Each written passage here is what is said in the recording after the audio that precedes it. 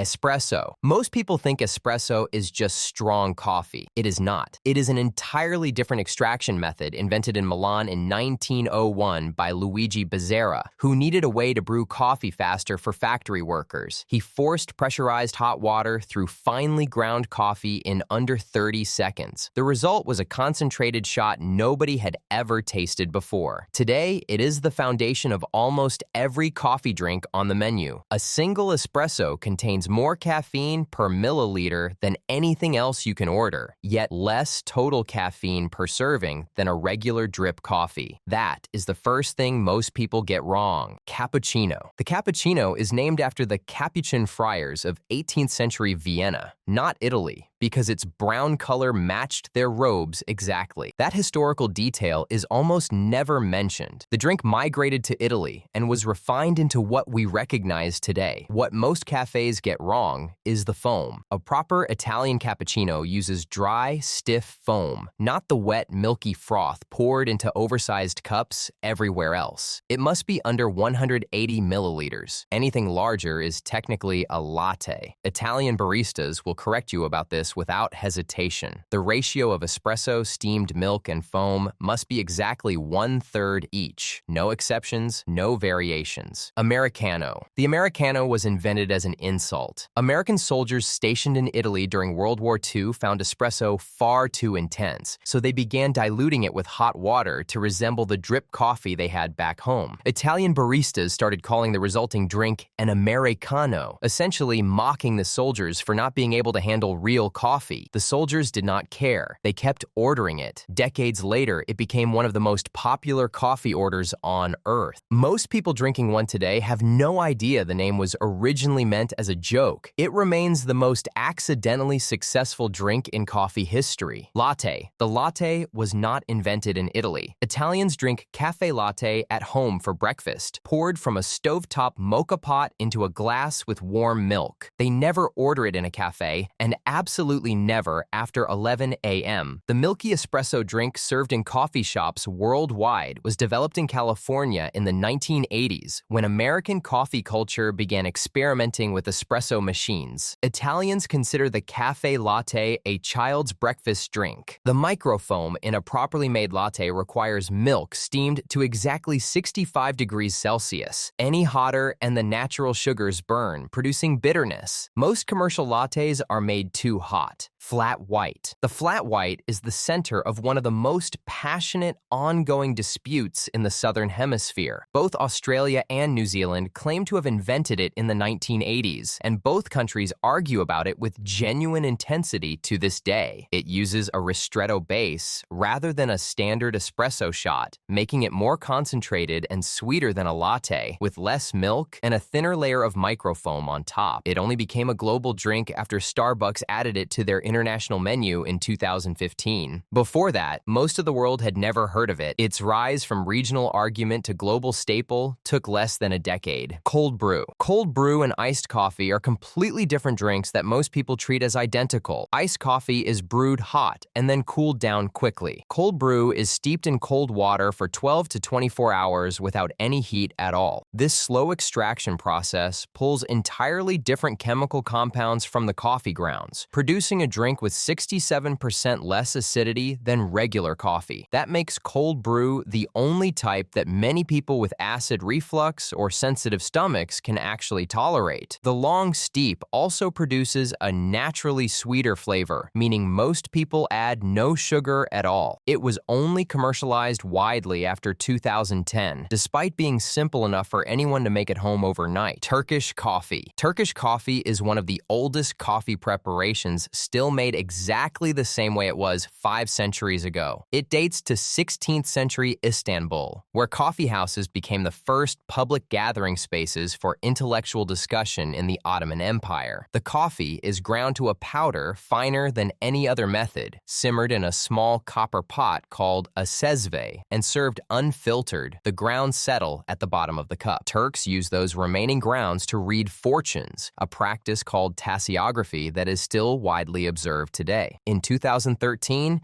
it became the first coffee preparation to be listed on UNESCO's Intangible Cultural Heritage List, recognizing it as a living piece of human history. Pour-over. The pour-over was invented in 1908 not by a scientist or a barista, but by a German housewife named Melita Benz, who was simply tired of bitter, over-extracted coffee. She was frustrated by the metal and cloth filters of the time, which left gritty sediment and harsh flavors in every cup. She took a tin can, punched holes in the bottom, and lined it with a sheet of blotting paper torn from her son's school notebook. It worked perfectly. She patented the design that same year and founded the Melita Company, which still exists today. That improvised piece of notebook paper became the template for the modern paper filter used in every pour-over, drip machine, and filter coffee maker on Earth. Moka Pot. The Moka Pot was invented in 1933 by an Italian aluminium worker named Alfonso Bialetti, and it became so deeply embedded in Italian culture that when he died, his family honored his request to be buried inside a giant replica of his own invention. The octagonal design has not changed in over 90 years. Despite being marketed as a stovetop espresso maker, it does not produce true espresso. It generates only 1 to 2 bars of pressure, whereas proper espresso requires 9 bars. The flavor is stronger and more bitter than espresso as a result. Regardless, over 90% of Italian households own one, making it the most used home coffee device in all of Europe by a wide margin. Macchiato. Macchiato simply means stained in Italian, and that is exactly what it is. A traditional espresso macchiato is just an espresso with a small spoonful of foam placed on top to slightly soften the intensity. Nothing more. No milk, no caramel, no layers, no whipped cream. The entire drink fits in a small demi-tasse cup. What is sold under the macchiato name at most international coffee chains is a completely different creation, a tall, layered, sweetened drink that borrowed the name for marketing purposes and built something entirely unrelated around it. Most people ordering a macchiato today have never tasted the actual drink the name refers to. The original is one of the simplest, most precise coffees ever made. Nitro Coffee. Nitro Coffee was invented in 2012 in Austin, Texas, and it changed how people think about cold coffee entirely. It is cold brew infused with nitrogen gas and served on tap exactly like draft beer, with the same cascading pour and creamy head. Nitrogen bubbles are significantly smaller than carbon dioxide bubbles, which means they create an ultra-smooth, velvety texture without any carbonation or fizz. The result tastes naturally sweet and almost creamy, despite containing 0 dairy. Most people add no sugar at all because the nitrogen process alters how the flavor is perceived on the palate. It went from a quirky cafe experiment to a billion-dollar product category in under a decade. Kopi Luwak. Kopi Luwak is the most expensive coffee on earth, selling for up to $600 per kilogram, and its origin story is unlike anything else in food history. Coffee cherries are eaten by Asian palm civets, small cat-like animals native to Southeast Asia. As the cherries pass through the civet's digestive system, enzymes break down the proteins inside the beans that normally cause bitterness, fundamentally altering the flavor chemistry. The beans are then collected, cleaned, and roasted. The process was discovered by Indonesian farmers during Dutch colonial rule, when they were forbidden from consuming coffee from their own plantations. They found the only beans they were permitted to collect were those already processed by the animals, and discovered the result was extraordinary.